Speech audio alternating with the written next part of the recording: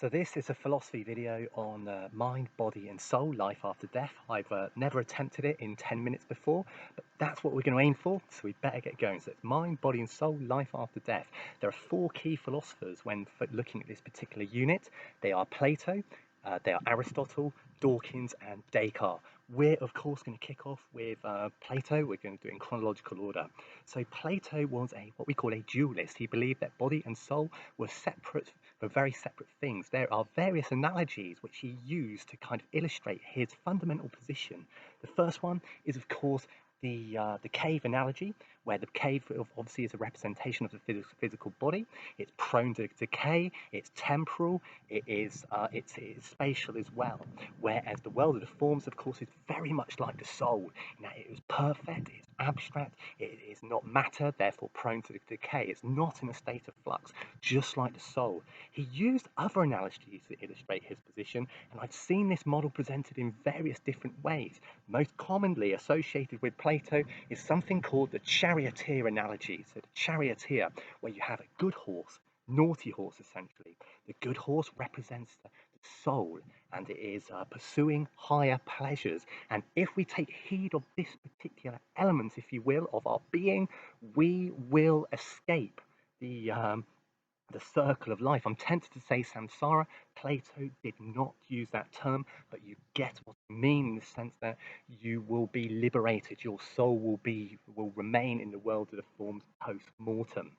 However, if we pursue lower pleasures, i.e., pleasures of the body, which is represented by the naughty horse, such, for example, as food and chocolate and beer or drink, whatever that might be, of course, that is only going to remain one place. And to quote Plato, you are going to remain entrapped, your soul at least, in the body of a tyrant. In other words, you're going to be born again and have to go through the process again. So Plato, in essence, dualist even. And there is a big plus here, because if the body and soul, in other words, you are more than just a body, you do not say, I have a cat, or you do say, sorry, I have a cat, not I am a cat. You say, I have a body, not I am a body, perhaps alluding to the fact that you are more than just a body. In addition to that, there is a disharmony that often between the body and soul. Frequently, you know what the right thing to do, say, is, but sometimes how often is it that we're dragged in another direction and we decide not to do that. Illustrates the disharmony between body and soul and the fact that they both crave two things. The charioteer, incidentally, is perhaps the driving force, what you ultimately decide. Perhaps, it's very basic psychology, uh, Freud might call it, yes, the conscious mind. Moving on, we now obviously look at somebody called Aristotle. Aristotle, the great student of Plato, empiricist, essentially rejected most of what Plato taught him. And here is no exception. Aristotle was not a dualist. He is what we call a monist, or a monist, where the body and soul are a composite whole. Essentially, they are one. So therefore, perhaps there is a criticism here that there is where's the sense of disharmony if they are just one? Now, Aristotle illustrates this also using an analogy. He uses the axe analogy, for example, to illustrate the human condition. The body of the axe is, of course, made of wood and metal, and the fundamental characteristic of the axe, I'm going like that to illustrate the sharp bit of the axe, is sharpness. It is a characteristic. It doesn't perhaps exist in a physical sense, rather like the soul is a fundamental characteristic, an innate part of the body. It cannot be separated. We take the sharpness, if you like, away from an axe, we no longer have the fundamental quality of an axe. It falls short. Aristotle extends upon that equally with humans. Humans, is the characteristic, if you like. The soul is what gives you your fundamental characteristic, your disposition. Sorry to be so animated. Want to get it done in 10 minutes, 4 minutes 35. Moving on. Another analogy he gave to illustrate that the body and soul are a fundamental part of each other is when a stamp imprint on wax. The wax, of course, being the physical bit, being, of course, the body, whereas the imprint that it leaves is, of course, the soul. And Aristotle believed that it is therefore, it's very much what imprints, it's what makes us who we are. The soul is by that I mean, clearly there is there is quite a strong argument here in the sense that if we were, of course, to dissect the body, we would not find the soul. It is a fundamental part of the body. It is that we wouldn't ever attribute the soul as something extra. We wouldn't say, for example, here comes Brian and his happy soul. Perhaps it suggests ignorance, really. Moving on. We're going to look at somebody called René Descartes, French philosopher, absolutely fantastic pre-Enlightenment, but he often spoke like he was, of course, somebody who was like post-Enlightened philosopher. He was ahead of his time, this guy. René Descartes essentially is a substance dualist. He came up with something called methodic doubt. This was worrying and sent Descartes into a downward spiral of depression, where he argued that you cannot trust your senses. We do get to his position and how he is a substance dualist in a moment. You cannot trust your senses. For example, if we look at a mirage, we, for example, were to, we get deluded. Refraction, if we were perhaps to dip our finger in water, our finger would appear to look bigger, it would appear to bend, etc. Our senses do delude us, which begs the question, how can we trust them? Descartes would go so far as to say, we cannot trust our senses. We cannot trust them if they delude us. We cannot, for example, trust a loved one, a girl or a boyfriend, if they was to let us down just that once. So why do we continue to trust our senses? Descartes felt, well, if we can't trust our senses, to say that there is a chair or a swing or a bush in the back, how do we know it's really there? If our senses let us down just that once, surely we can't trust them again. So he started to reject the world, objects in the world around him. So this process of what we call methodic doubt was in its infancy. He then worryingly turned to other people and thought, well, hold on a minute, how do I know you exist?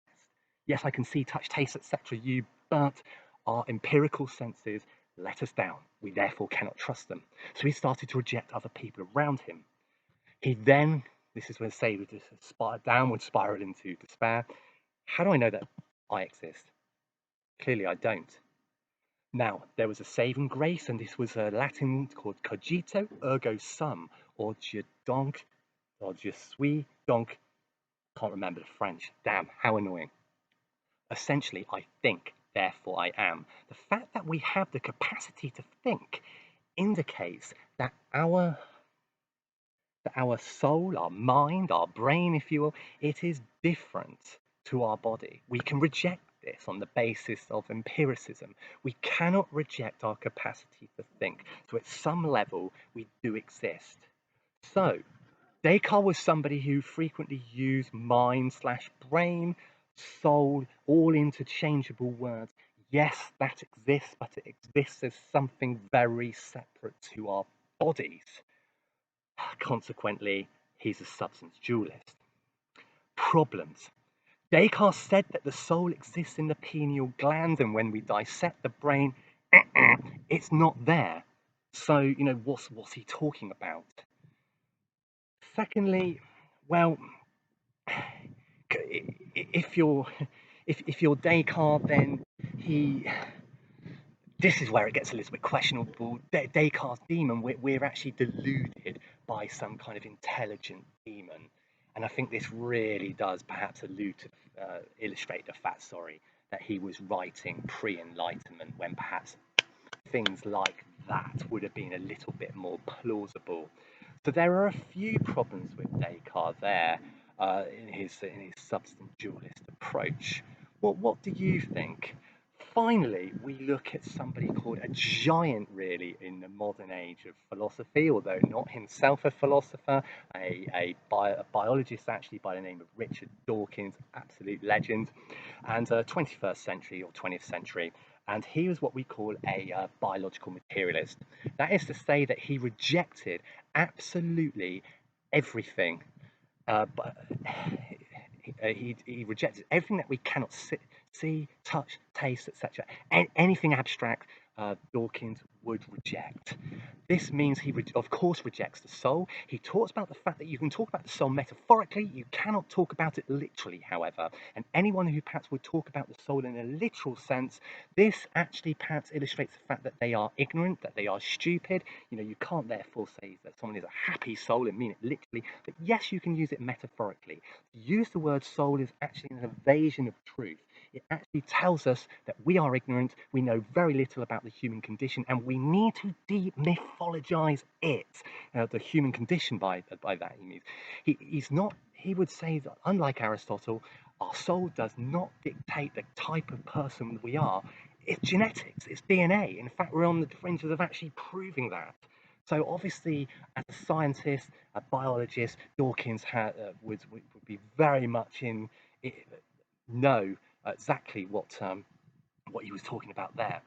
In, in essence, we only survive death in two ways: through means in genes, of words, through the memories that we leave others, and through genetics, the children that we might have. But we don't get out of here alive, and no aspect of us does either, like our soul. So rather bleak outlook for Dawkins, but as I say, complete atheist, you would expect that position. Guys, really fast, there are other bits and pieces to this unit, but I have already hit 11:25, so I'm going to stop there.